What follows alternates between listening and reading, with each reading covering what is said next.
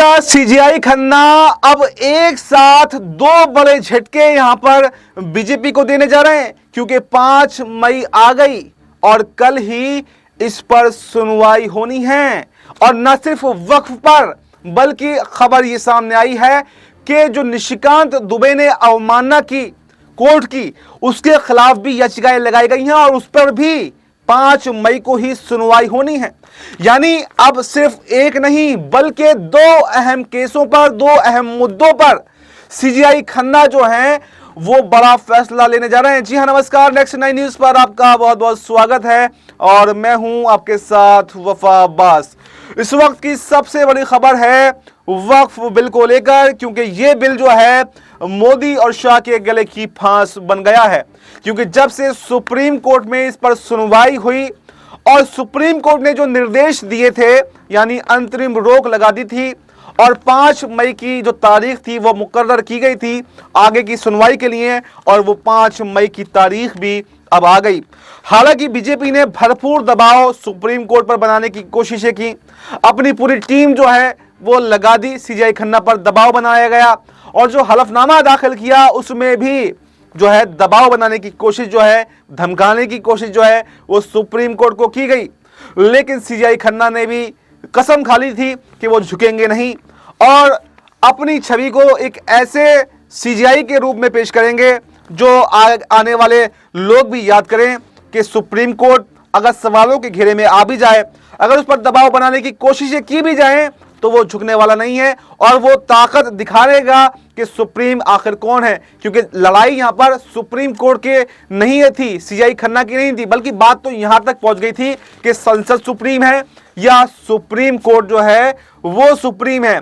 और वो बताने का वक्त अब आ गया, यानी उपराष्ट्रपति को भी वो जवाब मिलने वाला है जो उन्होंने सवाल सुप्रीम कोर्ट पर खड़े किए थे। और सीजीआई खन्ना ये बताने वाले हैं कि संसद सुप्रीम नहीं है, राष्ट्रपति सुप्रीम नहीं है, बल्कि जो संविधान का रखवाला करे, जो लोकतंत्र को बचाने में भूमिका निभाए, वो ही सुप्रीम है। और संविधान का रखवाला, लोकतंत्र का रखवाला सुप्रीम कोर्ट ही होता है।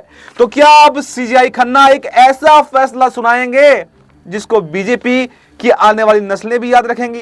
क्योंकि दो फैसले ऐसे हैं, एक फैसला तो जो डीवाई चंद्रचूड़ ने सुनाया वो अभी तक याद रखा जा रहा है और इतिहास के पन्नों में दर्ज हो गया, जो इलेक्टोरल बॉन्ड को रद्द किया गया उसको असंवैधानिक बताकर। तो क्या उसी तरह से एक और फैसला जो है वो इतिहास के पन्नों में दर्ज हो जाएगा? और क्या मोदी शाह इन फैसलों को जिंदगी भर याद रखेंगे? और न सिर्फ मोदी शाह, आने वाली बीजेपी की नस्लें भी याद रखेंगी। और आने वाली नस्लें क्या जो कानून सरकारें बनाएंगी तो क्या उनको इन बातों पर ध्यान रखना पड़ेगा कि कहीं उसमें कोई असंवैधानिक तत्व तो नहीं है?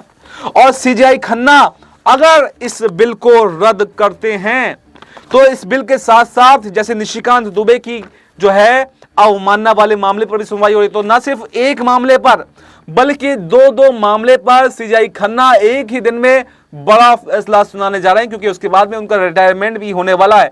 अगर उन्होंने किसी तरह से इस पर सुनवाई नहीं की या इसको टाल दिया तो फिर उन पर भी सवाल खड़े हो जाएंगे कि आखिर वो दबाव में आ गए, आखिर वो कमजोर जो है वो सीजीआई साबित हुए। लेकिन सीजीआई खन्ना जो है कोई भी मौका यहां पर किसी को कहने का नहीं छोड़ने वाले हैं। और जैसा कि उन्होंने 16 और 17 अप्रैल की सुनवाई में सख्त निर्देश दिए थे, तो उससे यही जायजा लिया जा रहा है, यही अंदाजा लगाया जा रहा है कि अब केंद्र सरकार को बड़ा झटका जो है वो लगने वाला है और या तो ये बिल रद्द होगा वरना संशोधन तो होने ही होने हैं। अब ये देखना काफी दिलचस्प होगा, सबकी नजरें टिकी हुई हैं कि आखिर सीजीआई खन्ना जो हैं इस पर क्या फैसला सुनाने वाले हैं। क्या मुसलमानों की सबसे बड़ी जीत जो है सुप्रीम कोर्ट से होगी या फिर यहाँ पर मोदी शाह का दबाव जो है वो थोड़ा बहुत असर जो है ला सकता है? इस रिपोर्ट पर आपकी क्या राय है? कमेंट बॉक्स में अपनी राय जरूर दें और देश दुनिया से जुड़ी तमाम बड़ी जानकारी के लिए देखते रहें नेक्स्ट 9 न्यूज़।